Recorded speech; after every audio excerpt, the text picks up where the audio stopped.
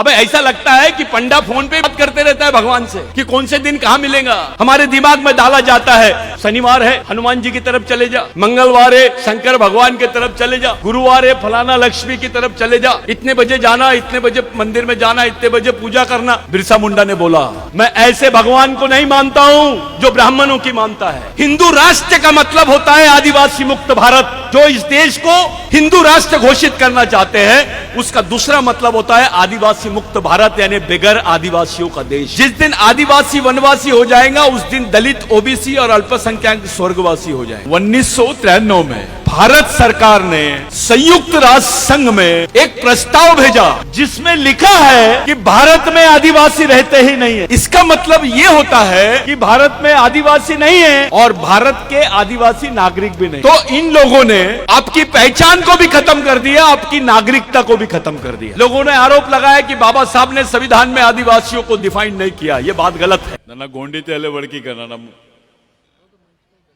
मैं मराठी भी नहीं आती, मैं हिंदी में बोलूंगा। मला मराठी पण येत नाही, मैं हिंदी मध्ये बोलणार। वायता लेकिन मीवा गोंडी और मावा गोंडी ते थोड़ा फरक म्हणणार। हाँ, मैं ये जो मीटिंग हुई है, आप लोगों इतनी बड़ी संख्या में यहां उपस्थित है, ये मीटिंग मेरे लिए बहुत महत्वपूर्ण है। मैं चेयर पे अभी बैठा था, भाग्यश्री दाई ने मेरे को बहुत अच्छी बात बोली, एक बात कि भाई चाहे कुछ भी हो जाए अपने लोगों का अस्तित्व कहीं दिखाई नहीं देता, अपने को कुछ नए सिरे से कुछ काम करना चाहिए। ये उनकी सोच है। वो भी ऐसे सोचते हैं कि कोई नया तरीका हमने अपना के काम करना चाहिए। मैं उनका बहुत बहुत धन्यवाद देता हूं कि ये सोच बरकरार है अपने लोगों में। यही तरीका हम लोगों को सबको अपनाना है। ये प्रोग्राम में एससी, एसटी, ओबीसी के लोग भी हैं। मैं सब लोगों को साथ में लेकर ये बात करने जाऊंगा। मैं एक बात आपको बताना चाहता हूं। 1993 में भारत सरकार ने संयुक्त राष्ट्र संघ में एक प्रस्ताव भेजा जिसमें लिखा है कि भारत में आदिवासी रहते ही नहीं है। भारत में आदिवासी रहते ही नहीं है। इसका मतलब यह होता है कि भारत में आदिवासी नहीं है और भारत के आदिवासी नागरिक भी नहीं है। जब भारत में आदिवासी है ही नहीं तो आदिवासी नागरिक कैसे हो सकते हैं? तो इन लोगों ने आपकी पहचान को भी खत्म कर दिया, आपकी नागरिकता को भी खत्म कर दिया। इस पर देश में कोई चर्चा नहीं कर रहा है, कोई पार्टी चर्चा नहीं कर रही है। दलितों को लग रहा है कि यह मुद्दा आदिवासी से जुड़ा हुआ है, इसलिए ये अपन चुपचाप रहो। ओबीसी को लग रहा है कि यह मुद्दा आदिवासी से जुड़ा हुआ है, अपन भी चुपचाप रहो। मुस्लिम को, क्रिश्चियन को लग रहा है कि यह मुद्दा भाई अपना नहीं है, अपन चुप रहो। ताई ने बहुत अच्छी बात बोली कि आदिवासी देश के मूल मालक है और यहां का दलित, ओबीसी और अल्पसंख्यक उनके वंशज है। अगर यह बात सही है कि ओबीसी का, माइनॉरिटी का, अल्पसंख्यकों का, एससी का यानी दलित भाइयों का डीएनए आदिवासियों से मिलता है, इसका मतलब ये इनके वंशज है। लेकिन मैं सबसे पूछ रहा हूं, जब यह बोल दिया गया है कि भारत में आदिवासी रहते ही नहीं, तो आप भी कैसे मूल निवासी हो गए? आप भी तो खत्म हो जाओगे अगर आदिवासी नहीं रहा तो। कौन से आधार पे बोलोगे कि तुम भारत के मालिक हो? क्या प्रूफ है आपके पास? इस देश के दलित को जब बोलना पड़ेगा कि मैं इस देश का मालिक हूं, तो उसको बताना पड़ेगा कि मैं आदिवासियों का वंशज हूं। इस देश के ओबीसी को जब बोलना पड़ेगा कि मैं इस देश का मालिक हूं, तो उसको भी बताना पड़ेगा मैं आदिवासियों का वंशज हूं। यहां का मुस्लिम, यहां का क्रिश्चियन, यहां का सिख जब यह बोलेगा कि मैं मालिक हूं इस देश का, तो उसको भी प्रूफ करना पड़ेगा कि वो आदिवासियों का वंशज है। साथियों, इस देश में एक अलग माहौल बनाया जा रहा है। जिसका यह देश है, उस देश का 7/12 ही बदल रहे हैं लोग। उस देश का मालिक आदिवासी है, यह बात को मानने से इनकार कर रहे हैं, लेकिन दूसरी तरफ एक रणनीति और अपना रहे हैं, आदिवासियों को वनवासी बोल रहे हैं। यह बहुत बड़ा मुद्दा है। जिस दिन आदिवासी वनवासी हो जाएगा, उस दिन दलित, ओबीसी और अल्पसंख्यक स्वर्गवासी हो जाएगा। ये कर तो रहे आदिवासियों के साथ, लेकिन इनका टारगेट दलित भी है, ओबीसी भी है, अल्पसंख्यक भी है। पहले आदिवासी मरेगा, लेकिन बाकी सब लोग वेटिंग लिस्ट में रहेंगे। धीरे धीरे मरेंगे, लेकिन मरेंगे सब। यह बात पहली है। दूसरी बात यह है कि पूरे देश में जितने आदिवासी सांसद थे, जितने दलित सांसद थे, जितने ओबीसी के सांसद थे, किसी को नहीं लगा कि यह मुद्दा पार्लियामेंट में उठाना चाहिए करके। इस मुद्दे को दबाया गया। 93 में बाबरी मस्जिद शहीद हुई, राम मंदिर का मुद्दा खड़ा हो गया। उसके पहले राजीव गांधी को मारे, बॉम्बे ब्लास्ट हुआ। उसी दरमियान भारत सरकार ने संयुक्त राष्ट्र संघ में चुपके से यह स्टेटमेंट दे दिया कि भारत में आदिवासी नहीं रहते हैं। साथियों, संयुक्त राष्ट्र संघ का एक संविधान है जिसमें आदिवासियों के लिए विशेष अधिकार है, जिसको इंडिजिनियस पीपल राइट्स बोलते हैं। मूल निवासी होने के अधिकार है, उसमें विशेष प्रावधान है कि आदिवासी क्षेत्र में सरकार भी अपने प्रोजेक्ट को नहीं लॉन्च कर सकती है जब तक आदिवासियों की ग्राम सभा उसको मान्यता ना दे। वहां ग्राम सभा का उल्लेख वैसा नहीं है, वहां विलेज ऑफ इंडिजिनियस पीपल लिखा हुआ है। यह मुद्दा इसलिए उपस्थित कर रहा हूं क्योंकि यह आपको खत्म करने वाला मुद्दा है। यह इतिहास हो जाएगा कि यहां के राजा थे, हमारे पहले अहिरी के राजा थे, नागपुर के राजा थे, आदिवासी राजा था, फलाना राजा था, यह बोलने के लिए रह जाएगा।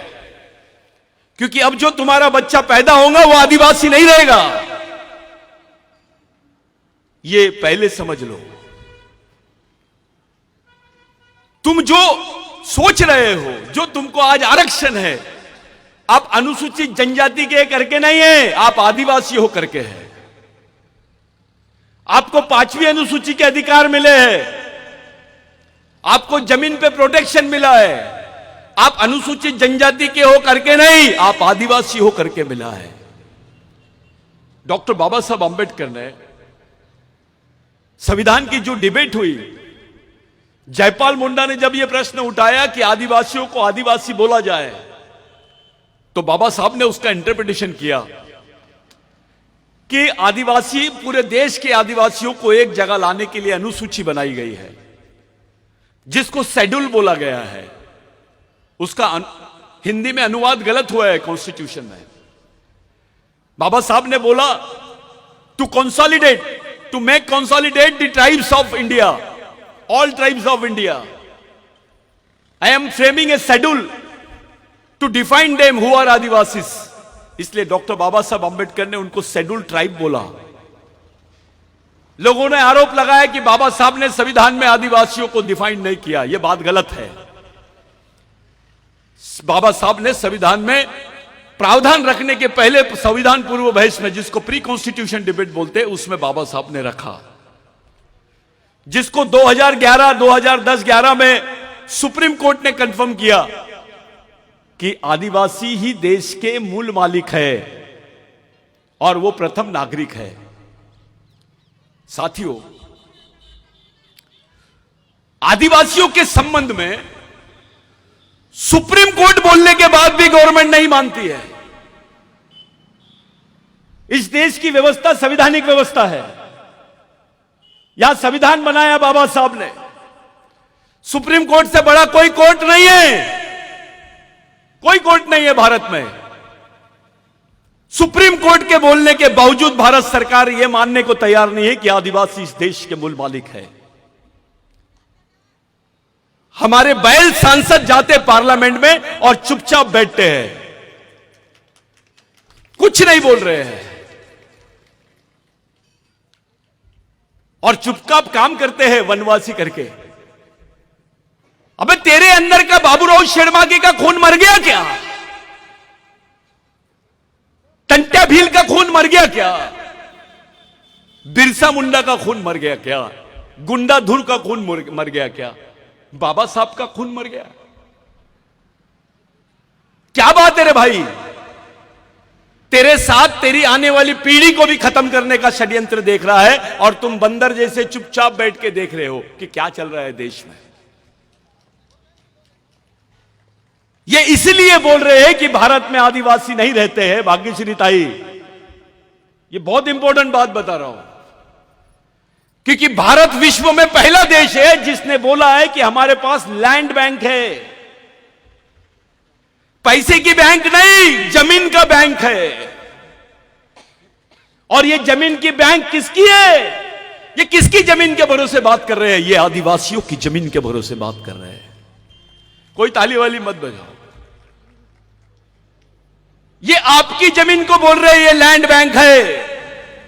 अभी आपके पास 25 एकड़ है, 10 एकड़ है, 15 एकड़ जमीन है। जिस दिन बोल देंगे भारत में आदिवासी नहीं रहता है, ये बात अप्रूव्ड हो गई, तो आपकी जमीन, जिसका कानून बनाया गया था बिरसा मुंडा के आंदोलन की वजह से, जिसमें 1 लाख लोग मारे गए थे, सेकेंड वर्ल्ड वॉर में इतने लोग नहीं मारे गए जितने बिरसा मुंडा के आंदोलन में मारे गए। जमीन की लड़ाई थी वो। बाबूराव शेरमाके की भी लड़ाई जमीन की थी।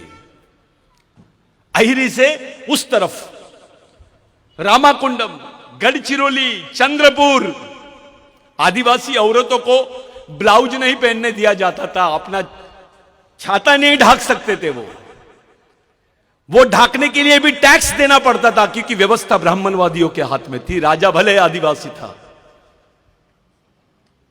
उस व्यवस्था में बाबूराव शेरमाके का संघर्ष शुरू हुआ। उस व्यवस्था में अगर ब्राह्मण ने मर्डर भी कर दिया तो उसको सजा का प्रावधान नहीं था। यह मनुस्मृति का कानून है। लेकिन जब आदिवासी विद्रोह हुआ, उस विद्रोह के बाद में यहां पर आदिवासियों को एक नाम दिया गया जो विश्व के किसी आदिवासियों को नाम नहीं दिया गया। उसका नाम है क्रिमिनल ट्राइब। गुनेगारी जमात। हमारा राजा भी था तो उसको भी क्रिमिनल ट्राइब बोला गया है। आदिवासी का बच्चा पैदा होते से क्रिमिनल ट्राइब है। आज भी बाबूराव शेरमाके का नाम शहीदों की लिस्ट में नहीं है, क्रिमिनल ट्राइब की लिस्ट में है। क्रिमिनल ट्राइब को शहर में जाने का कोई अधिकार नहीं था। अगर क्रिमिनल ट्राइब को किसी ने मार दिया, गुनेगार जमात के आदिवासी को किसी ने मार दिया, तो उस पर केस नहीं लगती थी। यह कानून था। राजा अपने थे लेकिन कानून दूसरों को चलता था।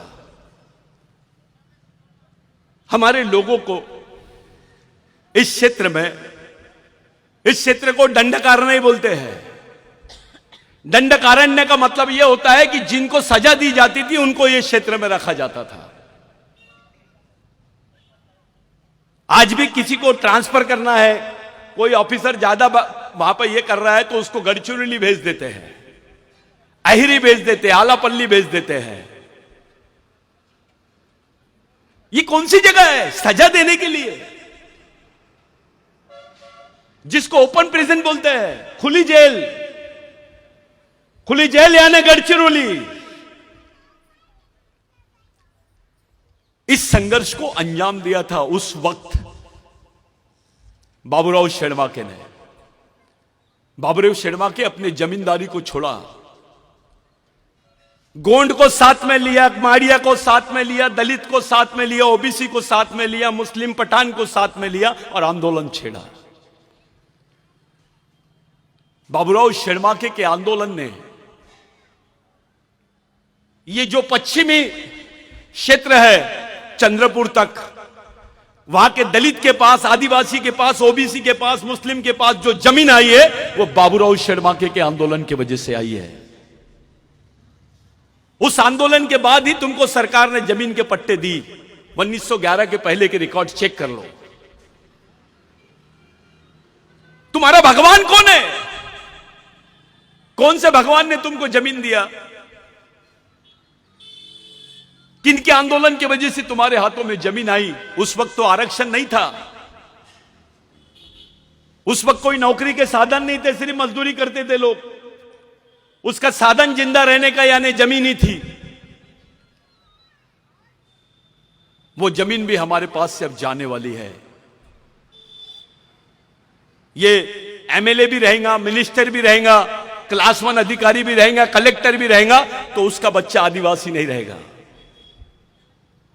इतना बड़ा षड्यंत्र आदिवासियों के खिलाफ में इस देश में हो रहा है।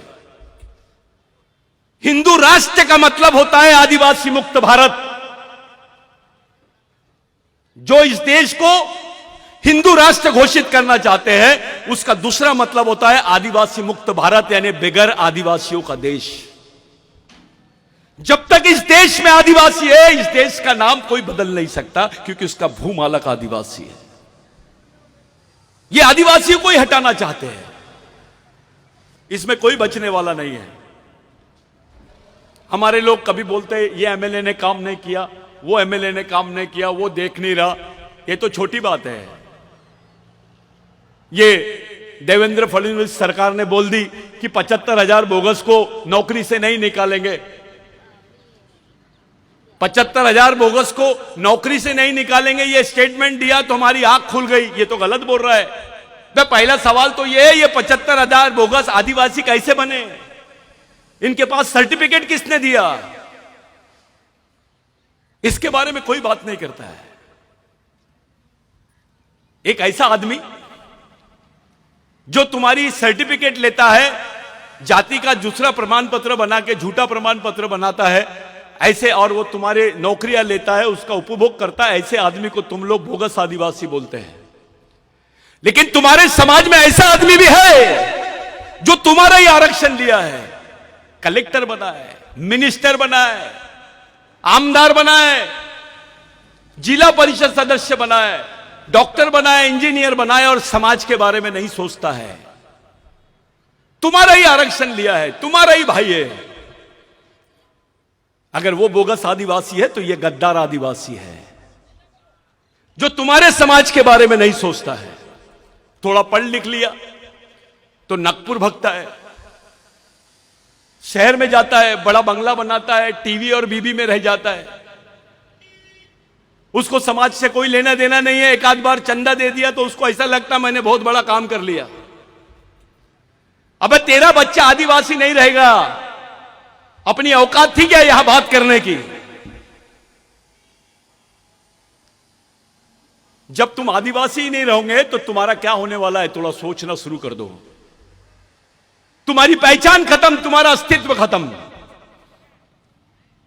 जैसे अंडमान निकोबार में आदिवासियों को देखने जाते ताई और ऐसे ब्रेड के टुकड़े फेंकते हैं। वो बच्चे बिगर कपड़े पहने नंगे हमारे आदिवासी लोग आते हैं सामने, जैसे जानवर को रोटी देते हैं। उसको म्यूजियम बोलते हैं, आजाब घर बोलते हैं, कि बताते देखो ये ऐसे आदिवासी है। ये गढ़चिरौली में भी चल रहा है। गढ़चिरौली में आदिवासियों के नाम पर इंटरनेशनल फंड आता है। आदिवासी को मालूम ही नहीं कि उसके नाम पे कौन फायदा उठा रहा है। जितने आदिवासियों के संगठन गढ़चिरौली में नहीं है, उतने यहां पर एनजीओ है गैर आदिवासियों के। वो हमारे आदिवासी को दिखा दिखा के, मैं मुद्दे से हटके बात कर रहा हूं। 13 साल की आदिवासी लड़की अपने हाथ में बंदूक पकड़ती है, टीवी पे दिखाता है कि यह नक्सली थी, यह लड़की को मारा गया है, यह इसकी उम्र 13 साल है। समाज का कोई आदमी उसके बारे में बात नहीं करता कि आखिर क्या बात है, यह 13 साल की लड़की ने अपने हाथ में बंदूक क्यों पकड़ी। कौन सा समाज है तुम्हारा? कौन है तुम्हारे समाज का चालक पालक और मालक? किसके इशारे पे चलते हैं आप? कौन सी व्यवस्था है तुम्हारे पास? यहां का बौद्ध भाई डॉक्टर बाबा साहब आंबेडकर का लिखा हुआ ग्रंथ अपने बच्चे के हाथ में देता है, जिसको बुद्ध और उसका धम्म बोलते हैं। उनका बुद्ध विहार चलता है, उनके स्कूल चलते हैं, भिक्खु काम करते हैं, समता सैनिक दल का काम चलता है, तब जाके समाज का अस्तित्व है।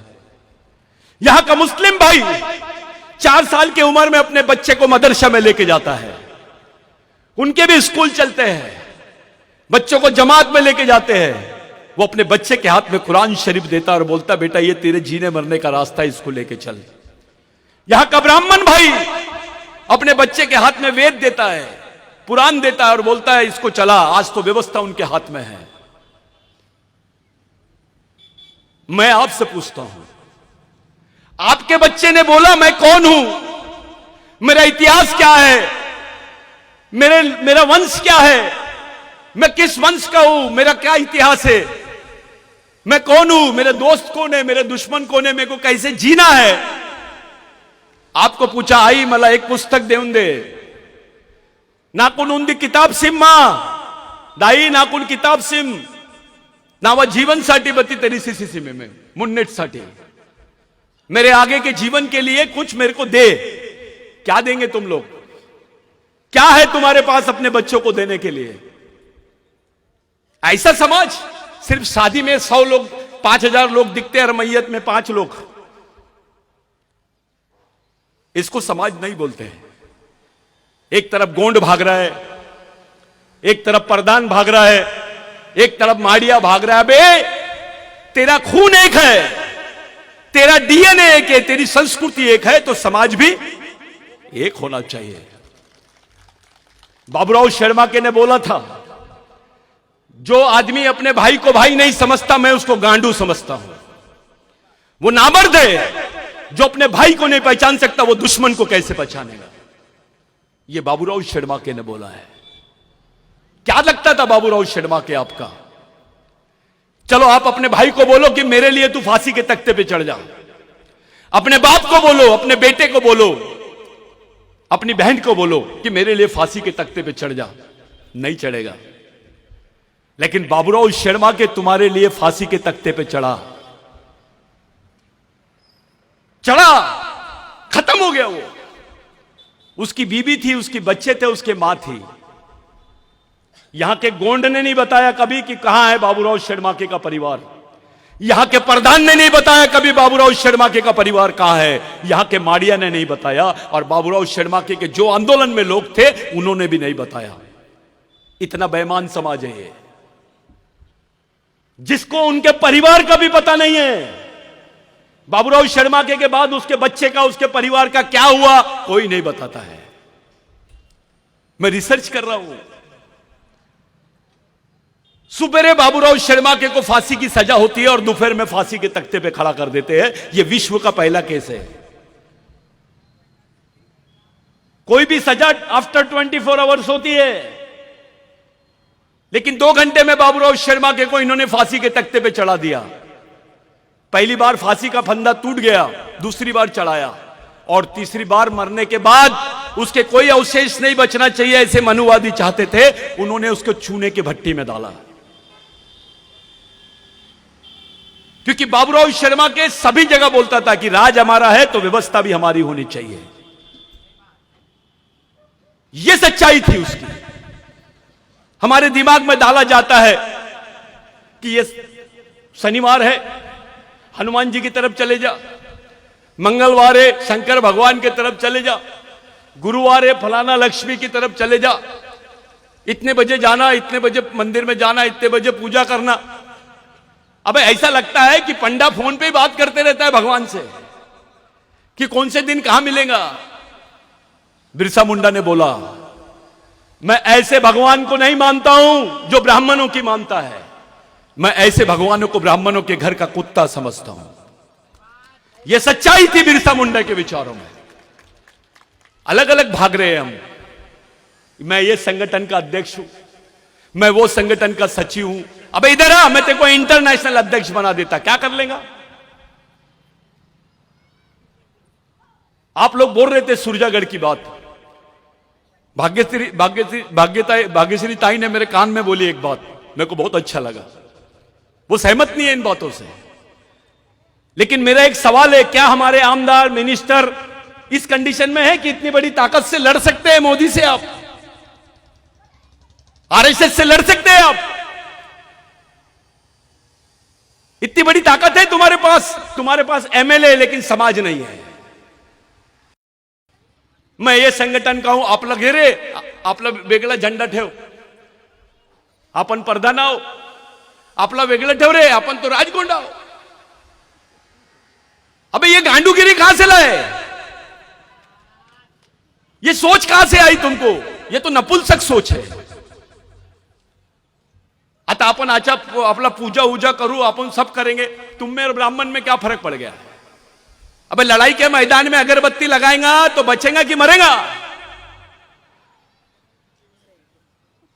तमाम ग्राम सभाओं के लोग इतना बड़ा संगठन कर लिए, क्या हाल है? कोई ग्राम सभा को गिन रहा है? मैं खुली बात करता हूं, कोई नहीं गिन रहा है।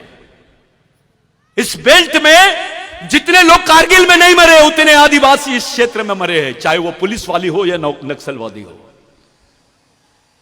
इतनी बड़ी कीमत चुकाई है आदिवासियों ने। उनके हिस्से में क्या आया? गरीबी, भूखमरी, जबरन केसेस। जिसने पानी पिलाया वो भी नक्सलवादी,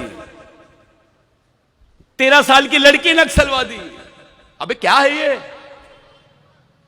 यहां का बच्चा नागपुर में जब जाता है, गढ़चिरौली का बच्चा अपना घर ढूंढने के लिए किराए का घर मांगता है, तो उसको पूछते कहां रहता रे तू, तो बोलता है गढ़चिरौली, तो उसको वो घर नहीं देते, क्योंकि हर बच्चे को वो लोग नक्सलवादी समझते हैं।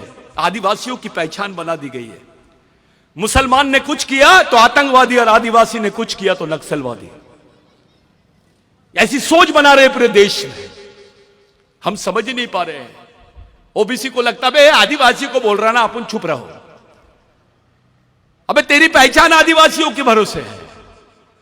आदिवासी बंदूक की गोली से मारता है। मैं ऐसे क्षेत्र में गया था कल, गट्टा, उसके पहले मैं बस्तर में गया था, उसके पहले गढ़चिरौली के बहुत सारे क्षेत्र में गया था। यहां पर बुखार की गोली नहीं मिलती है, पैरासीटामोल गोली नहीं मिलती है, लेकिन बंदूक की गोली मिलती है। एक झोपड़े वाला आदिवासी जिसका झोपड़ा तन्नस के घास का है, जिसके बदन पे आधे कपड़े हैं, उसके घर के बाजू में AK-47 लेकर पुलिस खड़ी है। मामला क्या है? अबे बंदूक बेच के वो आदिवासी को दे दे, कम से कम 2 वक्त की रोटी मिल जाएंगी, 2 कपड़े मिल जाएंगे, उसका बच्चा पढ़ लेगा। ऐसे क्षेत्र बनाया गया आदिवासी क्षेत्र में, पूरी पैरामिलिट्री फोर्स लगा दी गई है, अर्धसैनिक बल लगा दिया गया। ऐसा लगता है कि लड़ाई आदिवासी क्षेत्र में चल रही है। मेरे को समझ में नहीं आता नक्सलवादी भी कौन सी लड़ाई लड़ रहे हैं। यह हालत आदिवासियों की क्यों हो रही है? हमारा जो पब्लिक रिप्रेजेंटेटिव है, हमारा जो प्रतिनिधित्व करने वाले लोग हैं, वो चुप क्यों है? मैंने आदिवासी अधिकारी कर्मचारियों को देखा, आरक्षण का मसला आता तो चंदे देते हैं। अरे कुछ नहीं, आरक्षण होना चाहिए, प्रमोशन मिलना चाहिए, लेकिन आश्रम स्कूल का बच्चा भूख से मरता है, उसके साथ बलात्कार होता है, उसका आंदोलन करते हुए कोई कर्मचारी नहीं दिखता, कोई नहीं दिखता। 20-20 दिन तक के तय आदिवासी बच्चों के साथ बलात्कार हुआ है आश्रम स्कूल में। वो पारदी आदिवासी थे, गोंड को लग रहा था बे पारदी है, बस साले तेरा भाई है ना, तेरे खून का है ना, तू भी नहीं समझेगा। आज आदिवासी भाई किसी को पता चल जाए कि आदिवासी महिला है, गढ़चिरौली भले आदिवासी कहूंगा, हम यहां के राजा होंगे, लेकिन हमारी महिला जब सड़क से जाती है तो दूसरे लोग हंसते हैं, बे ये आदिवासी है, कुछ भी कर ले। इसके समाज के लोगों को कुछ नहीं समझता, इनमें एकता नहीं है। उसका दूसरा मीनिंग यह होता है कि दूसरे लोग आदिवासियों को गांडू समझते हैं। क्या सम्मान है हमारा? क्या सम्मान है? कुछ नहीं है। और यह तो बहुत बड़ी कल्पना है, वो तो बाबा साहब की सोच का कल्पना है कि भाई आदिवासी, एसटी, एससी, माइनॉरिटी के लोग मिलकर लड़ना चाहिए। यह तो बहुत अच्छी बात है। ऐसा होता है क्या? सोच ऐसी बन गई है कि दलितों का प्रश्न है ना तो वो देखते बैठेगा, आदिवासी का प्रश्न है ना वो देखते बैठेगा। अरे बाबा साहब को तो हमने भंडारा से इलेक्शन हरा दिए थे, यहीं के दलित थे, यहीं के आदिवासी थे, यहीं के ओबीसी थे, जो उसका दिया हुआ आरक्षण का उपभोग कर रहे हैं। आज जब जीते जी बाबा साहब को इलेक्शन हरवा दिए भंडारा से, वही डॉक्टर बाबा साहब आंबेडकर पहली बार पश्चिम बंगाल से लड़े। एक तरफ सुभाष चंद्र बोस का छोटा भाई लड़ रहा था इलेक्शन कांग्रेस से, और दूसरी तरफ शेड्यूल कास्ट फेडरेशन से डॉक्टर बाबा साहब आंबेडकर लड़ रहे थे। आदिवासियों ने कांग्रेस से बगावत किया और डॉक्टर बाबा साहब आंबेडकर को जिताया। जिस आदमी ने बाबा साहब को आखिरी वोट दिया उसका भी नाम बिरसा था। वो बिरसा मुंडा के विचारों के लोग थे जिन्होंने बाबा साहब को पहली बार जिताया। डॉक्टर बाबा साहब आंबेडकर संविधान सभा के अध्यक्ष बने और उनके हाथ में संविधान बनाने का मौका मिला। बिरसा मुंडा का आंदोलन नहीं होता तो यह मौका भी अपने को नहीं मिलता। जिसको महात्मा गांधी बोलते हैं, राष्ट्रपिता बोलते हैं आप, वो महात्मा गांधी को स्वतंत्रता का संदेश, उसकी प्रेरणा बिरसा मुंडा से मिली है। उन्होंने लोगों से पूछा ये कौन है, ऐसा ही बोर्ड लगा हुआ था, मैं हमेशा बताते रहता हूं, महामानव, क्रांति सूर्य, धरती आबा भगवान बिरसा मुंडा। गांधी जी ने पूछा कितने लोगों के नाम हैं, तो आदिवासी खड़े हुआ, एक ही आदमी का नाम है। तो बोले ये कितने साल जिया? सिर्फ 24 साल जिया। ये क्या चाहता था? मुड़गास मुड़गा मावास, उसका मतलब है मावा नाटे मावा राज, हमारे गांव में हमारा राज। गांधी जी ने बोला इसी आंदोलन की तो पूरे देश को जरूरत है। यहीं से गांधी जी ने टाई और कोट उतारा, लंगोटी पहना और भारत छोड़ो आंदोलन की तैयारी की। अगर गांधी जी, डॉक्टर बाबा साहब आंबेडकर, गांधी जी जैसे लोग बिरसा मुंडा से प्रेरणा लेते हैं, आप गांधी जी को राष्ट्रपिता बोलते हैं, बिरसा मुंडा तो इस देश का आजा होना चाहिए। लेकिन क्योंकि वो आदिवासी है उसमें कोई बात ही नहीं करता है, कोई बात नहीं करता है। अभी अपने आप को अंबेडकरी आंदोलन का भी एक अच्छा उदाहरण देता हूं दादा। मैं, कुछ उच्च जाति के लोगों ने बौद्ध धर्म ले लिया और उनके साथ अपने लोग भी थे। मैं दिल्ली की कॉन्फ्रेंस में था, मैं नाम नहीं लेता हूं उनका, सब लोग जानते हैं उनको। वो आके खड़े हो गए, हम बौद्ध हैं। उस कॉन्फ्रेंस में बोल रहे थे, मैंने भी बोला मैं आदिवासी हूं। तो बोले आप वो नागपुर के कि गढ़चिरौली के हैं? तो मैंने बोला आप ऐसा क्यों पूछ रहे? बोले जो दाढ़ी आप लगते हो थोड़ा सा अलग दिखते हो, गढ़चिरौली वाले ही दिखते हो। तो मैंने बोला मैं गढ़चिरौली का हूं। मैंने बोला उनको कि मैं अंबेडकरवादी हूं, बिरसावादी हूं, लेकिन मैं तरस गया उनके मुंह से सुनने के लिए कि वो अंबेडकरवादी है। अपने दलित लोग भी खुद को आज बौद्ध बोलते हैं लेकिन अंबेडकरवादी नहीं बोलते हैं। अबे बाबा साहब नहीं होता तो बुद्ध के दर्शन होते क्या? एक रिक्शे वाले को पूछा था मैंने नागपुर में, आदिवासी रिक्शे वाले को, हंसते हंसते, उसके साथ दलित रिक्शे वाला भी चल रहा था। दोनों जन दारू वारू पिए और मैं उनको देख ही रहा हूं। एक जन ने ऐसी चलते पूछा बे बुद्ध के बाप का नाम क्या है? तो वो दोनों जन बोले बे रुक, छोटे से प्रश्न का जवाब नहीं दे रहा। बोले, मैंने बोला क्या बात है? हम दे रहे बोले उत्तर, बुद्ध के बाप का नाम अंबेडकर है। बोले, मैं थोड़ी देर के लिए चुपचाप हो गया, लेकिन बाद में जब सोचा कि हमारे तक बुद्ध कब आया? जब बाबा साहब ने लाया। बुद्ध के गुरु का नाम अलार कलाम, आदिवासी था वो। अलार कलाम बुद्ध का गुरु था, जिसने सांख्यिकी दर्शन का उसको पाठ पढ़ाया था। लिंगो, गोंड को लगता है मैं लिंगो मेरा है, गोंड है, राजगोंड है। प्रधान बोलता हीरा सुक्का मेरा है। अबे जब लिंगो और हीरा सुक्का था तब कोई गोंड और प्रधान नहीं थे, तब तुमको असुर बोलते थे, कोया बोलते थे, कोरकू बोलते थे, दस्यु बोलते थे तुमको। तब कहां से गोंड और प्रधान आ गए? सबसे दुनिया के आदिवासी, भारत के आदिवासियों में सबसे बेवकूफ आदिवासी यानी गोंड और प्रधान। इनके झगड़े के वजह से समाज के ये हाल हुए हैं। अपने आदमी को नहीं पहचानते। जो बिरसा मुंडा का आंदोलन था, मेन बात पे आ जाते हैं। 1 लाख लोग मरे, उनके रिकॉर्ड पे नाम नहीं है। 6 साल के बच्चे से लेकर तो 70 साल का बूढ़ा भी आदिवासी मरा है उसमें। सबसे ज्यादा संख्या में महिलाएं मरी। उधर बंदूकें थी और इधर सिर्फ तीर कम था। बिरसा मुंडा ने उस लड़ाई को जीता है।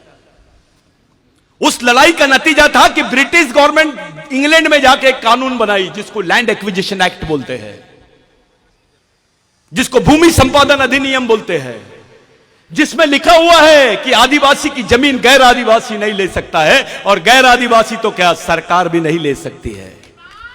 अगर यह कानून नहीं होता तो अपने गरीब आदिवासियों के पास में जमीन नहीं होती, अपने जो राजा घराने के लोग हैं उनके पास भी जमीन नहीं होती, क्योंकि दूसरे लोग आदिवासियों को सम्मान नहीं देते।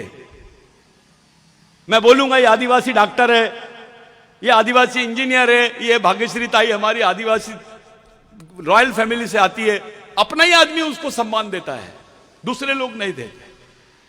ये सच्चाई है। बाबा साहब को दलितों का नेता, ओबीसी समाज के महात्मा फुले का नेता। बे बाबा साहब तो पूरे देश का बाप था। महात्मा फुले जिससे बाबा साहब ने प्रेरणा ली, बिरसा मुंडा जिससे बाबा साहब ने प्रेरणा ली। कुछ लोग मेरे को पूछते हैं कहां लिखा हुआ है, तो मैं ये जमीन पे बोल रहा हूं, गढ़चिरौली की नर्मदा का जो यहां का जमीन का आंदोलन था। कौन सी नदी है? गोदावरी नदी का जो आंदोलन था, उसमें डॉक्टर बाबा साहब अंबेडकर ने बोला कि मैं आदिवासियों के आंदोलन को और उनको चलाने वाले जो महापुरुष है उनको अपने आंदोलन का गुरु मानता हूं।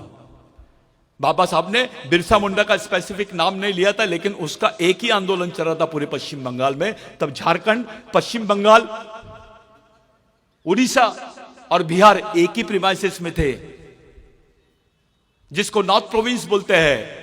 पहले हमारी राजधानी थी मध्य प्रदेश की, सीपी एंड बरार की, नागपुर। यह मालूम होना चाहिए। बाबा साहब बौद्ध धर्म लेने के पहले आदि धर्म ले रहे थे। आदि धर्म की तरफ झुकाव था बाबा साहब का। ऐसे कई राज्य हैं जहां पर जो दलित है, जैसे यहां का आदिवासी उत्तर प्रदेश में दलित है, यहां के गोंड को उत्तर प्रदेश में शेड्यूल कास्ट बोलते हैं, यहां के महार को उधर अरुणाचल के बाद में वहां पर उसको आदिवासी बोलते हैं। तो उस वक्त डिक्लेरेशन था, ये जो बोल रहे हैं दलित अलग है, आदिवासी अलग है, एक ही डीएनए के लोग हैं, एक ही डीएनए के लोग हैं। ओबीसी किसको मानते? महादेव को मानते हैं। आदिवासी भी मानता है, सब वंशज मानते हैं महादेव को। महादेव के क्या हाल कर दिए? जब हमारे लोग खुलेआम तरीके से ओबीसी रहे या दलित रहे या आदिवासी रहे, महादेव को महादेव बोलता है, देवों का देव महादेव। लेकिन जैसे ब्राह्मणों के चुंगल में शिव फंस गया तो ब्रह्मा विष्णु महेश बना दिए उसको, तीसरे नंबर का भगवान बनाए। इस मनुवादियों ने भगवान शिव को नहीं छोड़ा, तुमको कैसे छोड़ेंगे? यह सच्चाई है। मैं एक सवाल खड़ा किया था जब कि इस देश का सुप्रीम कोर्ट बोलता है कि भगवान राम यहां पैदा हुए तो सब लोग मान लिए। इसी देश का सुप्रीम कोर्ट बोलता है कि आदिवासी देश के मूल मालिक है, नहीं मान रहे हैं। खुलेआम प्रधानमंत्री जी जनजाति गौरव उत्सव मनाते हैं। अरे भाई, आदिवासी गौरव उत्सव बोल तो सही, डर रहे क्यों? किससे डर रहे हैं? लेकिन सच्चाई यह है, इनकी प्लानिंग है। पहले आदिवासियों को मूल निवासी बोलते थे, फिर आदिवासी बोलते थे, अब वनवासी बोल रहे हैं, 5 साल बाद स्वर्गवासी बोलेंगे। ये सच्चाई है। ये जो हालत है गढ़चिरौली के, पूरे देश में सबसे ज्यादा अगर पिछड़ा हुआ कोई समाज है या सामाजिक स्थिति किसी जगह पर है तो वो गढ़चिरौली की है। 11 रुपए 40 पैसा कमाता है एक आदमी गढ़चिरौली का। पहला नंबर आदिवासी 11 रुपए 40 पैसे, 13 रुपए 60 पैसे दलित दूसरा नंबर, और 15 रुपए 70 पैसे जो है वो ओबीसी आदमी कमाता है, और उतने ही मुस्लिम ही कमाता है। रोज की इनकम बता रहा हूं मैं, एक सर्वे है उसके हिसाब से। 10 रुपए में कैडबरी की चॉकलेट नहीं आती, रोटी कैसे लाएगा वो? कैसे जिएगा वो? जंगल से गोंद नहीं लाएगा, जंगल से महुआ नहीं लाएगा, तेंदू नहीं लाएगा, तो जिंदा रह सकता है क्या वो? और अब तो तुम्हारे जंगल में भी कब्जा हो गया है। अब जंगलों में घुसने की परमिशन नहीं है आदिवासी। कानून बना रहे हैं कि एक भी आदिवासी दिखा कुराड लेके तुम मार दो गोली। कैसे करोगे? अभी 2022 में गवर्नमेंट ने फॉरेस्ट एक्ट का एक अमेंडमेंट करी। ये नए बच्चे हैं, इनके दिमाग में आ रहा है आरक्षण का कैसा, क्या नौकरी वोकरी मिलेंगी कि नहीं।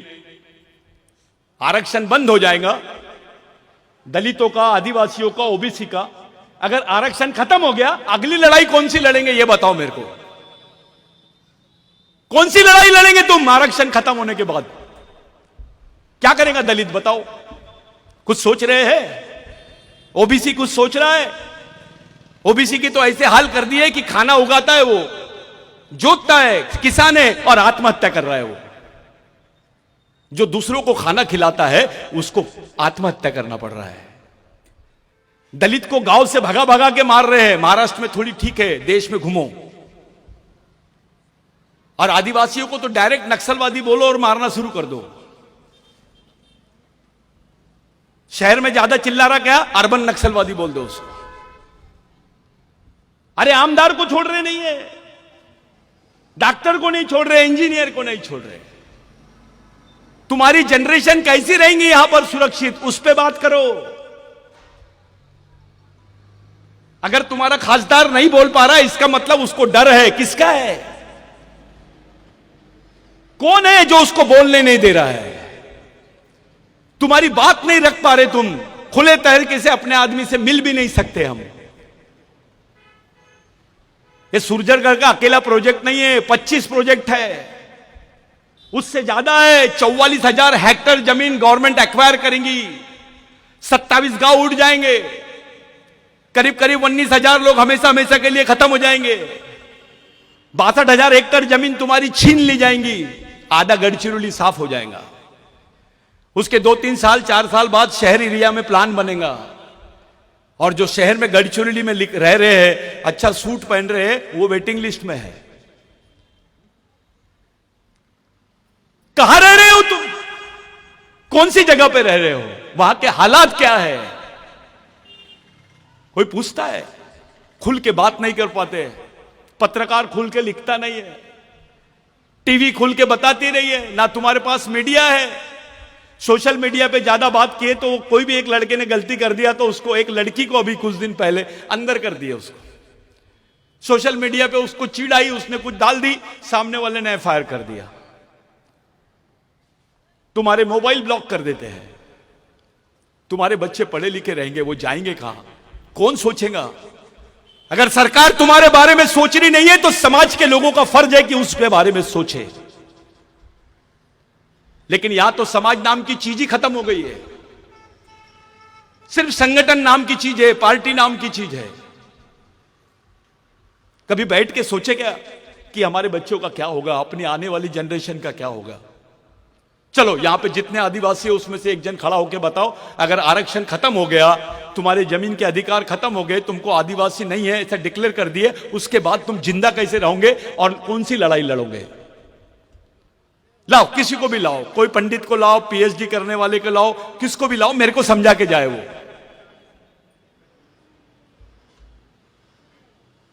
क्या करोगे तुम? ये जो बच्चे नाच रहे थे ना, यही लोग रहेंगे तुमको गाली देने वाले कि जब मेरी जिंदगी का फैसला हो रहा था तो मेरा बाप दारू पी के सो रहा था, मेरी मां भगवान को अगरबत्ती लगा रही थी। बिरसा मुंडा को तो नाम ले लिया आपने, बिरसा मुंडा की विचारधारा नहीं देखे।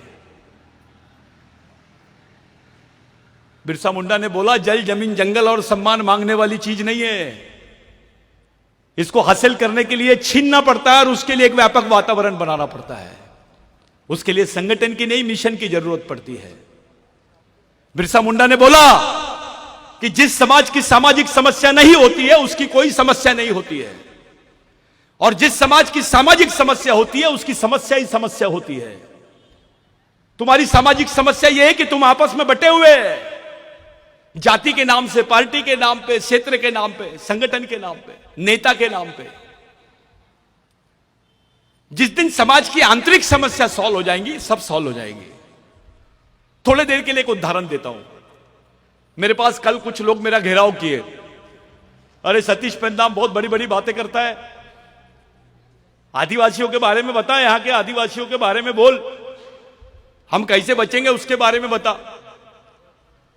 मैंने उससे एक ही बात पूछा, एक ही साथ एक ही दिन पूरे गढ़चिरौली जिले पर, तहसील पर पूरे हजारों की संख्या में आदिवासी रहेंगे और आदिवासियों की समस्या के बारे में बात करेंगे। एक ही दिन में पूरी गढ़चिरौली पे एक भी जन अपने घर में नहीं रहेगा, सब सड़क पे आ जाएंगे।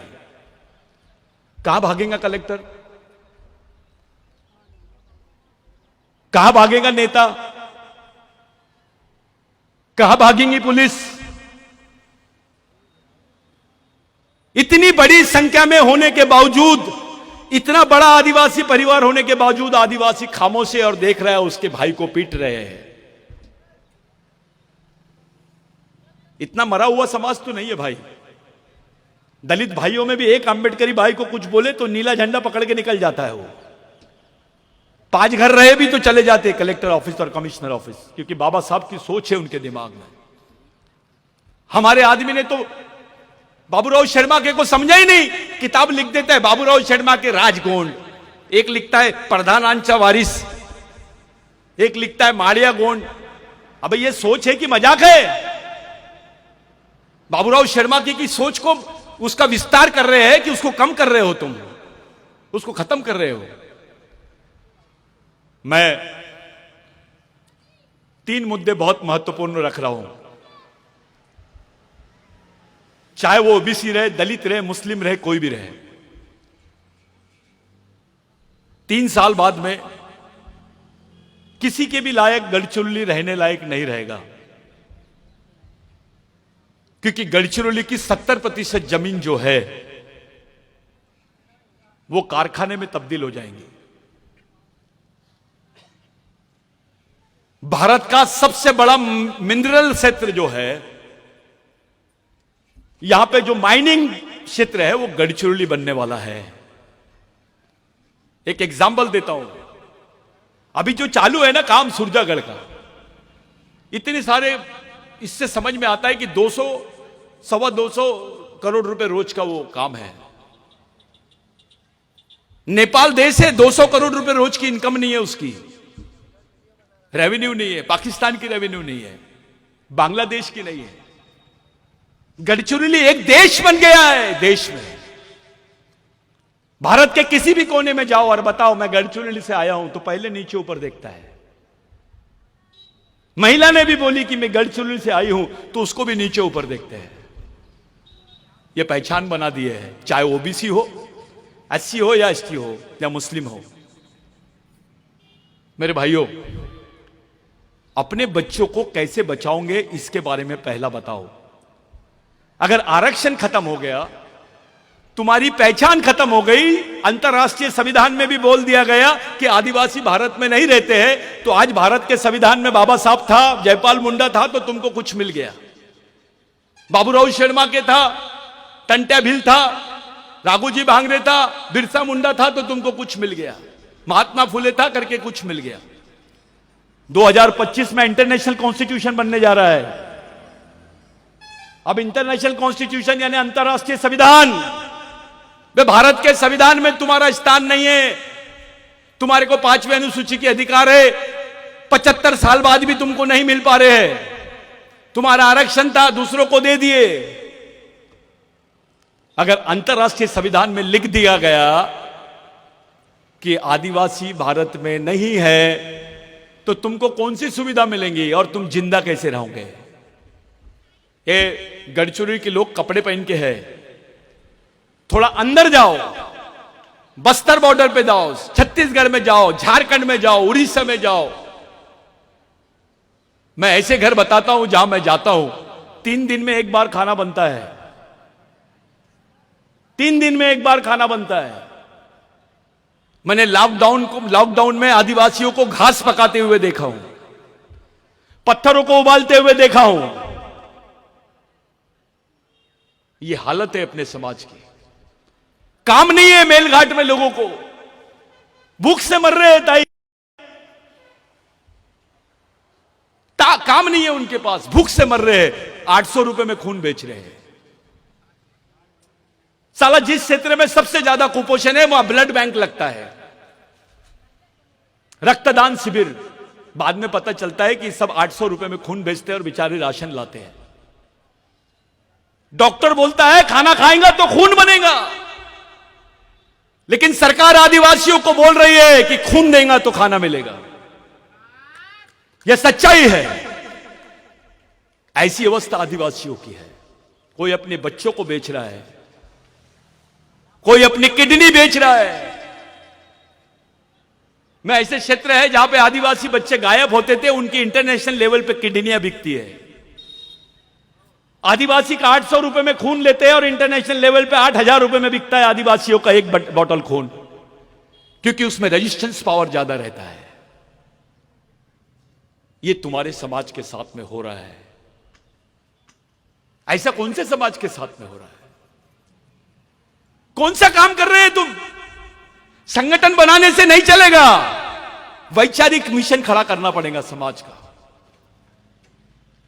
एक नेता बनाओगे तो 5 साल काम देगा, लेकिन एक सामाजिक कार्यकर्ता बनाओगे तो जिंदगी भर समाज के लिए काम करेगा। यह परमानेंट प्रोसेस है, इस पर काम करो। पाइली के 50 संगठन है अपने पास, संगठन में नाम है, मैं अध्यक्ष हूं, मैं यह, तो क्या करेगा बे? पुलिस मारती है आदिवासियों को, नक्सली भी मार देते हैं आदिवासियों को, उनकी वकालत करने वाला कोई नहीं होता। ना पुलिस से बात करते हैं, ना नक्सलियों से बात करते हैं। यह परिस्थिति भी आती है यहां, उसकी वकालत करने वाला कोई नहीं है। खामोश खड़ा है समाज, बोल नहीं पा रहा है, इससे बड़ी संख्या में रहने के बावजूद चुप है हम। हमारी महिलाएं, बिरसा मुंडा ने बोला था जिस बच्चे की मां होशियार वो बच्चा जिंदा रहेगा, उसका भविष्य सुरक्षित। लेकिन जिस बच्चे की मां बेवकूफ, वो बच्चा मरने वाला है। यह बिरसा मुंडा की सोच है। आप जिस बिरसा मुंडा पे बात कर रहे हो, बिरसा मुंडा ने बोला आर्थिक रूप से गरीब रहेंगे चलेगा, लेकिन दिमाग से गरीब नहीं होना चाहिए, विचारों से गरीब नहीं होना चाहिए। और जो विचारों से गरीब रहता है वो गुलाम पैदा होता है और गुलाम मर जाता है। आदिवासी का बच्चा है और उसके दिमाग में विचारधारा दूसरों की है, बच्चा तुम्हारा लेकिन उसकी विचारधारा दूसरे की। क्या मतलब है? अरे बकरी भी पालती है अपने बच्चे को, गाय भी पालती है। आपको पालन और पोषण की जवाबदारी है। पोषण का मतलब होता है उसको वैचारिक पोषण, वैचारिक पोषण, उनको विचार देना। हम तो बिगर विचारों के लोग हैं। आदिवासियों का कोई सामाजिक केंद्र नहीं है, कोई सामाजिक मिशन नहीं है, कोई सामाजिक व्यवस्था नहीं है, सब अलग अलग भाग रहे हैं। अभी सिवनी में, मध्य प्रदेश, दो आदिवासी लोगों के बैग में 5 किलो मटन मिला था गाय का। 5 किलो मटन मिला था। उनके घर में कोई मेहमान होंगे तो बेचारों की औकात नहीं होंगी बकरे का मटन खाने की। सस्ता मिल रहा है करके गाय का मटन ला लिया और वो गाय का मटन खा रहे थे, ले जा रहे थे। उनको बजरंग दल के लोगों ने देखा, वीडियो बनाया और मारते हुए उनको और दोनों को मार डाले। कोई मध्य प्रदेश के नेता ने कुछ नहीं बोला। बिरसा ब्रिगेड ने मध्य प्रदेश को बंद कर डाला, सिवनी पूरा बंद कर डाला। मेरे से कुछ लोगों ने बोले, अरे वो तो गलत किया ना सतीश भाऊ, गाय का मटन खाया ना, गाय तो अपनी माता है। बिरसा मुंडा ने क्या बोला, बे गाय तेरी मां है तो भैंस बड़ी मां है, क्योंकि उससे ज्यादा दूध देती है। वो भी दूध तुम पीते हो क्योंकि वो काली है करके तुम उसको मां नहीं बोल रहे। मां तो मां है, चाहे गोरी रहे या काली रहे। और जब तुम उसको मां मानते हो, तुम अपनी मां के दूध का बिजनेस करते क्या? कहा जाता है जब तुम अपनी मां के दूध का बिजनेस करते हो तो। बिरसा मुंडा ने बोला, जिस जानवर को सब लोग तुच्छ जानवर मानते हैं, जिसको गोंडी में पद्दी बोलते हैं, हिंदी में सुअर बोलते हैं, आदिवासी संस्कृति में उस जानवर को नारायण पेन बोलते हैं। पद्दी को गोंडी ते पद्दी तुन अपन नारायण पेन इंतरोम। जिस संस्कृति में एक तुच्छ जानवर का स्थान भगवान के जैसा है, वहां इंसान का कितना बड़ा स्थान होगा ये सोचो। अरे आदिवासी संस्कृति से जुड़े हुए लोग हैं, यहां से भगवान निर्माण हुए। मोहम्मद पैगंबर कुरैश आदिवासी थे, हजरत बिलाल वो भी आदिवासी थे, जीसस क्राइस्ट वाइजा आदिवासी था, बुद्ध मारिया, ये तो आदिवासी संस्कृति से निकले हुए लोग हैं। महादेव की तो बातें नहीं कर रहा मैं, लिंगों की बातें नहीं कर रहा। सब लोग बदनाम करते हैं आदिवासियों को, हंसते हैं। एक सम्मेलन था दिल्ली में, कुछ लोग मजाक कर रहे थे अपने आदिवासियों के नाम पर। अरे आदिवासी लोग मव्वे के झाड़ की पूजा इसलिए करते हैं क्योंकि मव्वे की दारू पीते हैं। मैं चुपचाप था, मैं बाद में उठा। मैंने बोला, हमारे बिरसा मुंडा ने बोला कि जब चावल नहीं हुआ था, गेहूं नहीं हुआ था, जवार नहीं होती थी, तब आदमी मव्वे का इरुक और मव्वे के रोटियां बनाता था और वो खा के जीता था 10,000 साल पहले। और तब से लेकर आज तक आदिवासी मव्वे के झाड़ को अपना पेन मानता है। ये वो कौम है जो एक झाड़ से बेईमानी नहीं करी। 20,000 साल से 10,000 साल से हमारा संबंध है। ये आदिवासी संस्कृति है। पूरे विश्व के वैज्ञानिक बोलते हैं कि जो पर्यावरण है वो आदिवासी संस्कृति ही बचा सकती है। लेकिन अफसोस है, भारत में सरकार बोलती है जंगल बचाओ, पर्यावरण बचाओ, जंगली जानवर बचाओ। अबे ये तीनों को जिसने बचाया, आदिवासी बचाओ कभी नहीं बोलती। मेरे दिमाग में एक प्रश्न आया। बाबा आमटे जी है, उनका यहां पर आश्रम है। मैं एक बार मिला था उनसे, गांधीवादी थे वो। जब यहां वो आए थे, उनके पास 2 एकड़ जमीन थी। हिमलकसा में उन्होंने काम शुरू किया। प्रकाश आमटे जी है, इसी जमीन पर, इसी गढ़चिरौली में उनका डेवलपमेंट हुआ। सरकार भी वही थी, व्यवस्था भी वही थी, वहां उनका डेवलपमेंट हो गया। उनको मैक्से अवार्ड मिला, देश के बड़े बड़े अवार्ड उनको मिले। मेरे मन में क्वेश्चन आया, उनका डेवलपमेंट हो सकता है गढ़चिरौली में, यहां के मूल मालिक आदिवासी का, यहां के गरीब दलित का, यहां के ओबीसी का डेवलपमेंट क्यों नहीं हो सकता है? यह सवाल खड़ा है मेरे सामने, जबकि व्यवस्था तो वही है। क्यों नहीं हो रहा है हमारा डेवलपमेंट? 14 अप्रैल, 15 नवंबर, 9 अगस्त, शिवरात्रि, हमारी तो पूरी लग गई है। हमारा जो भी महापुरुष होता था, राम जी को अपने झूठे बेर खिलाई सबरी ने। मैं बोल सकता हूं क्या 5-10 मिनट? 5 मिनट बोल सकता हूं और हाँ ठीक। नहीं, ताई से परमिशन लेता हूं। ताई बोलू? हाँ ठीक। सबरी बोलते हैं। सबरी की उम्र भगवान राम से ज्यादा थी। 12 किस्म के बेर होते हैं, 6 किस्म के पॉइजनस बेर होते हैं और 6 किस्म के बेर मेडिसिनल होते हैं। उसमें इम्यूनिटी पावर बढ़ाने की ताकत होती है। जो पॉइजनस बेर थे उनको चबा के, जो अच्छे बेर थे उनको सबरी ने सामने रखा और राम जी को दिया, क्योंकि वो इसका इलाज कर रही थी। सबरी वैद्य थी, भील आदिवासी थी, डॉक्टर थी वो। राम जी पेशेंट थे, वो अच्छे हो गए।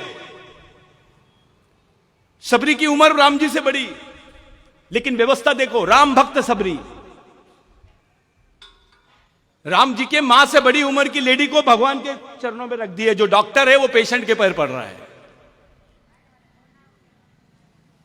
हनुमान जी सबसे ज्यादा सेवा, ताकतवर, उम्र में बड़े। एक लड़ाई उनके लिए लड़े, उनका साथ दिए, लेकिन उसके भी आगे एक शब्द लग दिए, राम भक्त हनुमान। यानी हमारे जितने भी लोग थे वो भक्त बन गए। भक्त बोलने के बाद बड़ा हो जाता है काम। अब एक सीरियल आया था महादेव, टीवी पे चलता था वो, मेरे ख्याल से सोनी टीवी पे चलता था या स्टार में चलता था, सब इसमें आ गया बोलते हैं। उसमें एक दृश्य बताया गया है कि पार्वती जाती है अपने शंकर भगवान के पास और पूछती है, आप इतना बैठते हो, किसका ध्यान करते हो? तो शंकर भगवान बोलता है, मैं राम जी का ध्यान करता हूं। भाई कहां राम जी और कहां शंकर भगवान? शंकर भगवान का कंपैरिजन हो सकता है महादेव का किसी के साथ, लेकिन यह षड्यंत्र है। शिव को भी भुलाना चाहते हैं। शिव तो आराध्य है इस देश का। तो इस षड्यंत्र को समझो। जो मेहनत करता है, गड्ढे खोदता है, दिन भर खेती में काम करता है, थोड़ी सी दारू भी पी लिया तो अपना पढ़ा लिखा आदमी बोलता है उसको, चल दारू नको पियो। और एक आध पंडित जाता है तो उसके पैर पड़ता है, भगवान के पड़ता है, 100 का नोट निकालता है उसके हाथ में भी देता है। जो मेहनत नहीं कर रहा, एक ही मंत्र से तेरा शोषण कर रहा है, आर्थिक मानसिक, उसको इज्जत। और जो मेहनत करता है दिन भर, उसका सम्मान नहीं करता है। ऐसा आदमी सामाजिक हो सकता है क्या? 2 रोटी कम हुई चलेगा, एक कपड़ा कम हुआ चलेगा, लेकिन अपने बच्चों को एक किताब कम नहीं होनी चाहिए, ये याद रखो। और ये जो चला रहे हैं हम, ये बिरसा ब्रिगेड का जो मिशन है, ये केवल अड़चुली गढ़चिरौली में नहीं है, अब तो दूसरे देश में भी चालू हो गया है। बाबूराव शर्माके को अमेरिका का आदिवासी जानने लग गया है। यह है मिशन। गढ़चिरौली के बाबूराव शर्माके का जिक्र अमेरिका में हो रहा है, अफ्रीका में हो रहा है। यह बिरसा ब्रिगेड का काम है। ये जो बच्चे काम करते हैं, ये फुल टाइमर है। कभी कभी ये घर बार छोड़ के जाते, जेब में पैसे नहीं रहते, उनको कभी खाना नहीं मिलता। अगर आपके दरवाजे पर आए तो उनकी इज्जत करो। कम से कम 1 रुपए रोज समाज के नाम से डाल दो। गढ़चिरौली में 90,340 परिवार है आदिवासी। 90,340 परिवार के लोगों ने 1 रुपए भी रोज डाल दिया तो 90,000 रुपए रोज आएंगे आपको। 30 लाख रुपए महीना आएगा। कई बेरोजगार बच्चे पढ़े लिखे, उनको आप फुल टाइमर बना के उनको मानधन देकर काम करवा सकते हैं समाज के लिए। फिर आपका बच्चा बजरंग दल में नहीं जाएगा, आरएसएस में काम करने नहीं जाएगा। यह व्यवस्था तैयार करो। अपने घर में बैठकर अच्छे प्रेस के कपड़े पहनकर टीवी लगाकर बोलना कि मैं तो ऑफिसर हूं। मैं ऐसे आदमी को जिंदा आदमी नहीं मानता। खूप छान माणूस आहे, कोणाच्या लेण्या देण्यामध्ये नाही राहत।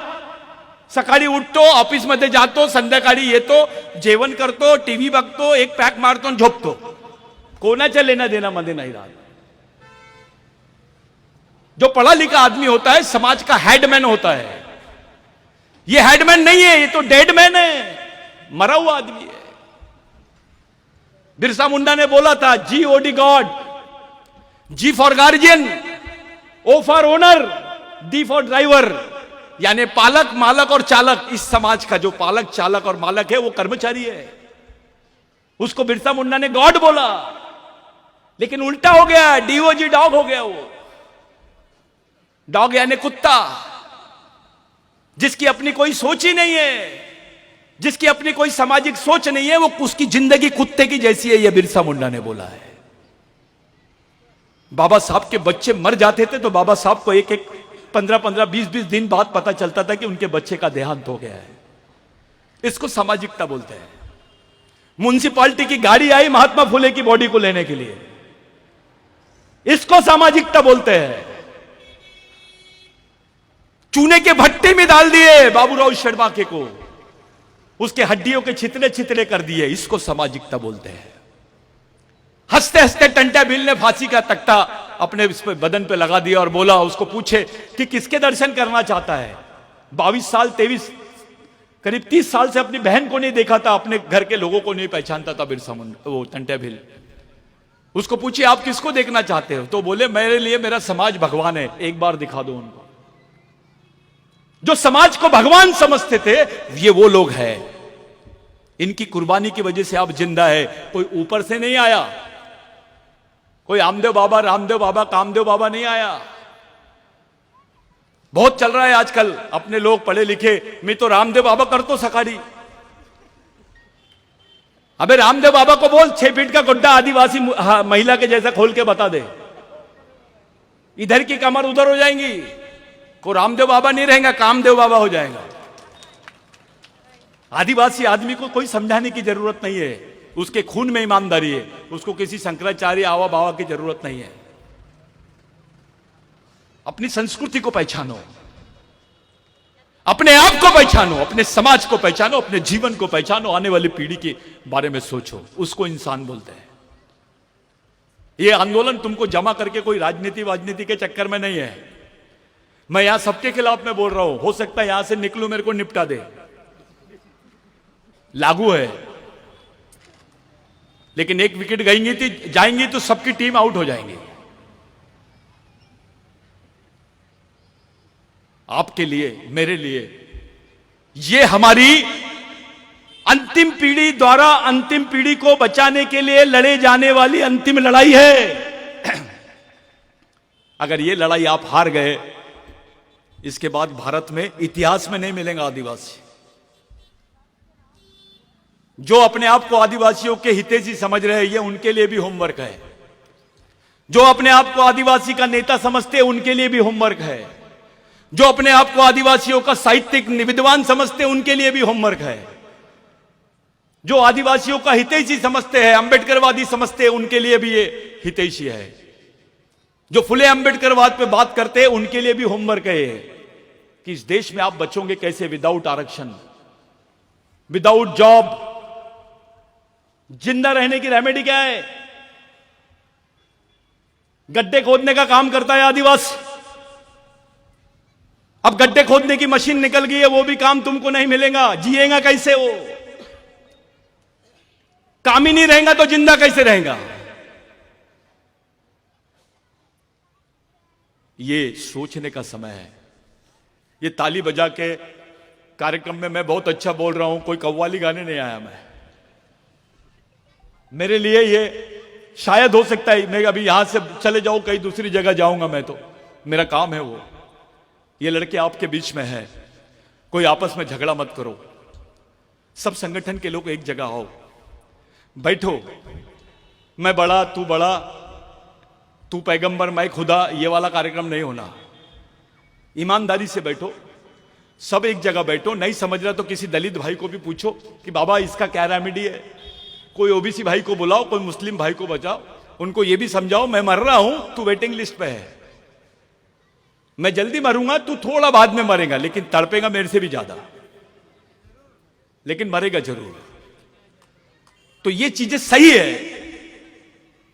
इस देश में ये बच्चियां बैठी है, मासूम बच्चियां है, पढ़ रहे हैं, मेहनत कर रहे हैं, जग रहे हैं। आप लोग कर्जा ले रहे हैं, कोई अपना घर बेच देता है, कोई लोन लेता है अपने बच्चों के लिए,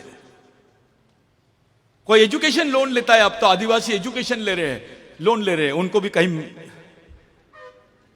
वो मिल रही है। वो एजुकेशन लोन फेंकते फेंकते उसको 12 साल लग जाते हैं। बाप रिटायर्ड हो जाता, बेटा इंजीनियर बनने के बाद बेरोजगार। ये रिजल्ट है उसका। बड़ी बड़ी कंपनियां आदिवासियों की है क्या? दलितों की है, ओबीसी की है। वो तो उच्च वर्णीय के है। वो तुम्हारे बच्चों को जॉब क्यों देंगे रे भाई? मुसलमान की दाढ़ी देखते हैं तो चमक जाते हैं, इसको नौकरी क्यों देना? तुम्हारे पास क्या है? तुम्हारे हक में क्या है? कोई आर्टी पार्टी की बात नहीं कर रहा मैं। किसी पार्टी के पास में प्रोग्राम नहीं है तुम्हारी जगह, तुमको एक जगह लाने का और तुमको सही सामाजिक रास्ते पे लाने का। बाबा साहब ने बोला है, संघर्ष के पथ पर धर्म की नहीं, संस्कृति की और संघर्ष की जरूरत पड़ती है। वहां कोई धर्म काम में नहीं आता। बाबा साहब विश्व का पहला आदमी है जिसने धर्म में अमेंडमेंट किया, संशोधन किया। बाबा साहब की जो 22 प्रतिज्ञा है वो बौद्धिज्म में नहीं है। सच्चाई है ये, क्योंकि बाबा साहब इस व्यवस्था के खिलाफ में विद्रोह कर रहे थे, जिसको हम धम्म बोलते हैं। वो जीवन जीने का मार्ग भी है और विद्रोह भी है। जैसे यहां पर उलगुलान की बात करते हैं, बाबा साहब ने जिस बुद्ध को रखा वो भी बिहार में जन्मे थे, वहीं बिरसा मुंडा जन्मे। और जहां बाबा साहब जन्मे हैं मऊ में, वहीं पे टंटा भील जन्मे है। बाबा साहब की मां टंटा भील की कहानी सुनाती थी बाबा साहब को। ये रिलेशन कोई नहीं बताता है। महात्मा फुले, राघोजी भांगरे, रामाजी भांगरे की बात करते थे, जिसका पिताजी भी फांसी में गया, उसका बाप भी, उसका काका भी, पूरा परिवार फांसी में लटक गया राघोजी भांगरे का। वो अंडमान निकोबार की जेल, जिसको काला पानी की सजा बोलते हैं, यहां गए, उसके कोई जिक्र नहीं होता भारत में उनके बारे में, क्योंकि वो आदिवासी है।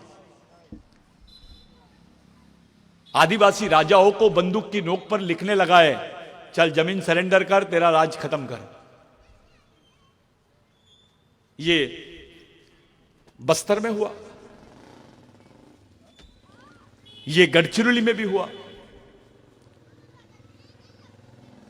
जब दमन शुरू होता है पूंजीवाद का, साम्राज्यवाद का, तो वो किसी को नहीं गिनता। कितना पैसा होगा तुम्हारे पास? चलो 100 करोड़। कोरोना के समय में मैंने दलितों को भी देखा हूं 1 करोड़ 20 लाख का बिल देते हुए। आदिवासियों को 25 लाख का बिल देते हुए देखा हूं मैंने। तुम्हारे बच्चे को आश्रम स्कूल में पढ़ा रहे हैं, पहली से 10वीं तक के बच्चा पास ही होता है साला, उसको लेटर लिखना नहीं आता है। ये बैकडेटेड एजुकेशन है। जिस तरीके से बैकडेटेड मेडिसिन खाओगे तो रिएक्शन हो जाएगा, उसी तरीके से बैकडेटेड एजुकेशन आदिवासियों के बच्चों को दे रहे हैं। ये पॉइजन है। 12वीं में जाता है लड़का, एक लेटर नहीं लिख पाता है, स्कॉलरशिप का लेटर नहीं लिख पाते बच्चे। जैसे कुक्कुट पालन करते हैं, जैसे मुर्गी पालते हैं, बकरे पालते हैं, वैसे आदिवासी बच्चों को पाला जा रहा है। आश्रम स्कूल में ताली मत बजाओ। आश्रम स्कूल में आदिवासी का बच्चा मर जाता है तो आदिवासी ऑफिस से तुमको चेक आता है 30,000 रुपए का, कि तुम्हारा बच्चा मर गया है, 30,000 रुपए ले लो। इसका मतलब यह होता है कि आदिवासी के बच्चे की जान की कीमत 30,000। ईद का बकरा 1 लाख रुपए का बिकता है। जानवरों से भी कम हो गई है आदिवासी बच्चों की जान की कीमत। इस पर कोई बात नहीं करता है। नहीं, ऑफिसर आओ, टाई और कोट पहन लेगा, बाबा साहब दिखने की कोशिश करते हैं। अबे तेरा बच्चे की जान की कीमत क्या है, उस पे बात करना। तेरे बच्चे की जान की कीमत सिर्फ 30,000 है सरकार की नजर में। शेर खाता है ना आदिवासी को तो 4.5 लाख। जीते जी आदमी किडनी बेच देगा तो 10 लाख मिल जाते उसको, लेकिन शेर खाने के बाद 4 लाख दे रहे। सब आदिवासी क्षेत्रों में हो रहा है।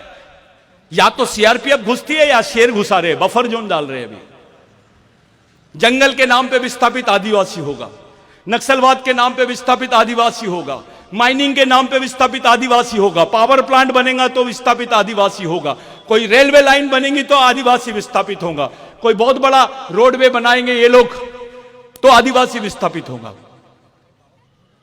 एक तरफ देश का विकास और एक तरफ आदिवासी का विनाश, दोनों पैरेलल चल रहे हैं, समांतर चल रहे हैं। आप फंस गए, मकड़ी के जाल में फंस गया शेर, फंस गए आप। दलित को लगता है कि मैं तो जम गया बाबा, ऑफिसर बन गया, तेरे बच्चे का क्या। ओबीसी को लगता है जमीन है, अब सैटेलाइट सर्वे हो गया है वो सैटेलाइट सर्वे होने से तुम्हारी जमीन का सर्वे हो गया है, ये बहुत डेंजर है। मैं आखिरी बात बोल रहा हूं, मेरी बात को रोक देता हूं। आप लोग थक गए, खाना भी खाना है, यानी कि अपलोतून तीन भी मंदा। तो एक बात ध्यान में रखो, अपने बच्चे को अच्छी पढ़ाई दो। स्कूलों में बराबर नहीं पढ़ा रहे हैं, नागपुर में तो बड़ा अलग ही चल रहा है, कॉन्वेंट के नाम पे। ताई उसका नाम पे आदिवासी दिख गया ना तो उसको दूसरे क्लास में बिठा रहे हैं, दूसरी कक्षा में बिठाते। आदिवासी समझ में आ गया तो गवर्नमेंट से पैसा ले रहे और बाजू के रूम में बिठाते उसको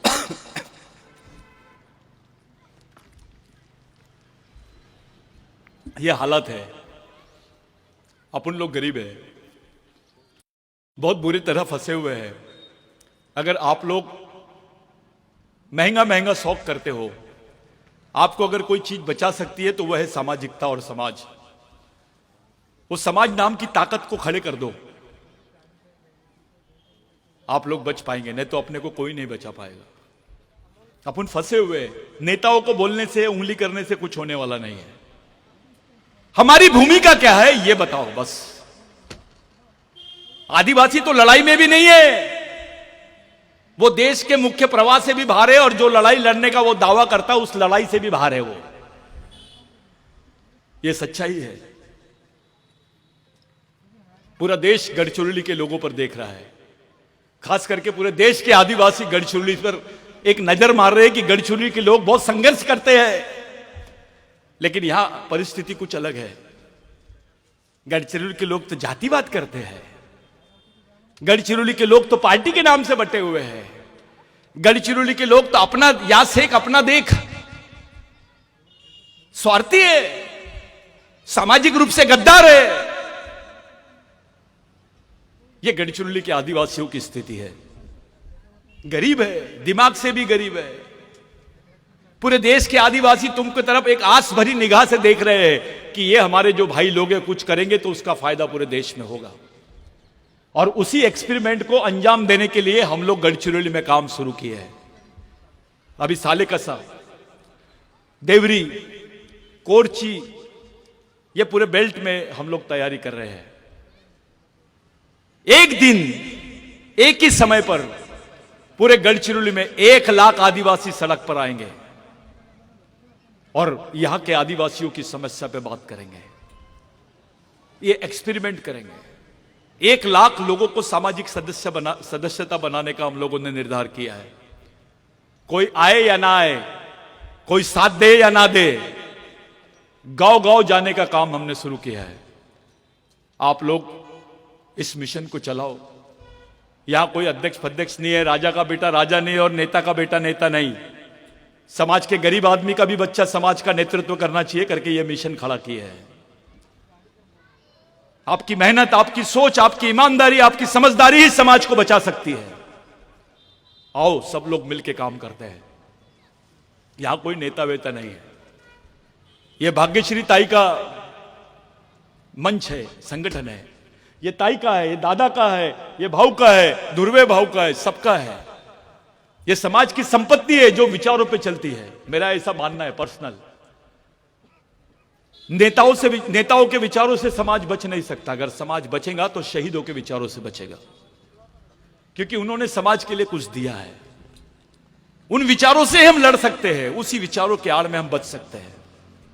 आज जरूरत है हमको बाबा साहब की, आज जरूरत है टंट्या भील की, आज जरूरत है महात्मा फुले की, संभाजी महाराज की और बाबूराव शेड़माके की। धरती आबा भगवान बिरसा मुंडा की। आप लोग बहुत देर से बैठे हैं, एक अच्छी मीटिंग आप लोगों ने की है, एक पंचायत अपनी बैठी। ये बच्चे जो काम कर रहे थे, वो आयोजक है, वो बोल नहीं पा रहे थे। ऐसा लगता है कि वो कार्यक्रम कर रहा है तो उसको करने दो, ऐसा मत करो। इसमें समाज की हंसी होती है। सब मिलकर काम करो, अपनी मेहनत का कुछ पैसा मिशन के लिए दो। बाहर का आदमी आपके समाज को नहीं चलाएगा, आप ही को चलाना पड़ेगा। अपनी जवाबदारी को समझो और ये दिमाग में डाल दो कि ये आपकी आखिरी पीढ़ी को बचाने के लिए लड़ी जाने वाली आखिरी लड़ाई है, और जो लड़ रही है वो भी आखिरी पीढ़ी है। इस आखिरी लड़ाई की तरफ अपन लोग सब मिलकर बढ़ेंगे तो शायद कोई रास्ता निकल जाएगा अपने आने वाली पीढ़ी के लिए।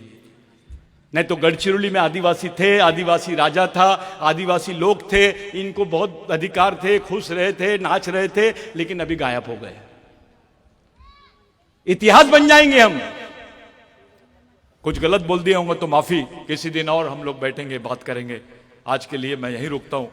कुछ मेरे मन में कुछ बातें थी जो मैं चाहकर भी नहीं बोल पाया, लेकिन एक बात है, आपसी समन्वय से ही हम कुछ रास्ता निकाल सकते हैं। हम अपने ही आदमी को दुश्मन बोल देते हैं, उसको बैठा के समझाओ। दलित, ओबीसी, आदिवासी, ये प्रोग्राम में नहीं मिलना चाहिए ताई। बंद रूम में बैठो, आपस में बैठो, कुछ चर्चा करो। चर्चा भी करो और खर्चा भी करो, कोई रास्ता निकालो। आप लोग फंसे हैं, रास्ता आप ही को निकालना है। एक सामाजिक अपनापन रखो। मुसलमान को नहीं लगना चाहिए कि यह आंदोलन उसका नहीं है। बाबूराव शर्मा के और बिरसा मुंडा उससे कोई लेना देना नहीं है, अंबेडकर का कोई लेना देना नहीं है। ओबीसी को नहीं लगना चाहिए कि बिरसा मुंडा से कोई। मैं आखिरी बात बोल के जा रहा हूं। इस देश में सबके 7/12 पे लिखा हुआ था भूधारक, चाहे वो मुस्लिम हो, ब्राह्मण हो, ओबीसी हो, दलित हो, आदिवासी हो, सबके 7/12 पे भूधारक लिखा हुआ था। बिरसा मुंडा के आंदोलन ने तुमको भूमालक बनाया है। यहां का ओबीसी भी कर्जदार है बिरसा मुंडा का, यहां का दलित भी कर्जदार है, यहां का मुस्लिम भाई, क्रिश्चियन भाई भी कर्जदार है, यहां का आदिवासी और ब्राह्मण भी कर्जदार है। विचारों की कोई जात नहीं होती, जैसे डॉक्टर की कोई जात नहीं होती। कुछ भी हुआ तो हम लोग राजनीतिक तरीके से सोचते हैं। जैसे काय झाला डोको दिखतं एनएसइन देऊन टाक, काय झाला रे पोट दुखतं एनएसइन देऊन टाक, काय झाला मला खुजली होता है एनएसइन देऊन टाक। हर बीमारी की एक ही दवा, वो साला एक्शन करने के बजाय रिएक्शन कर लेती है, और यही समाज के साथ हो रहा है। एक ही दवा, हर चीज का हल। सत्ता में आएंगे तो करेंगे, काय का सत्ता में? राष्ट्रपति है तुम्हारी देश की, उसके राष्ट्रपति रहते हुए यह बोला जा रहा है कि भारत में आदिवासी नहीं रहते हैं। अब कौन सा पद लाओगे तुम बताओ? राष्ट्रपति से बड़ा कोई पद है क्या देश में? अब कौन सी राजनीतिक पावर चाहिए तुमको? तो बोला जा रहा है आदिवासी राष्ट्रपति है, और यह बोल रहे हैं कि भारत में आदिवासी नहीं है। सोचो, इस लड़ाई का हल राजनीतिक तरीके से नहीं, सामाजिक तरीके से निकालना पड़ेगा। अगर ओबीसी को बोलना है मैं मूल निवासी हूं, दलित को बोलना है मैं मूल निवासी हूं, मुस्लिम को बोलना है मैं मूल निवासी हूं, तो उसको यह बोलना पड़ेगा कि आदिवासी भारत का भूमालक है और हम उसके वंशज है। तब जाके बात बनेगी। नहीं तो तू बड़ा मैं छोटा, तू बड़ा मैं छोटा, तू बड़ा मैं छोटा, ये बचपना है, ये लॉलीपॉप खींचने वाली बात है। ये बचपना छोड़ो, सामाजिक बचपना छोड़ो, परिपक्व बनो, जवाबदार बनो, ईमानदार बनो, समझदार बनो और समाज के लिए काम करो। आज के दिन मैं इतना ही बोलता हूं। जय बिरसा, जय आदिवासी।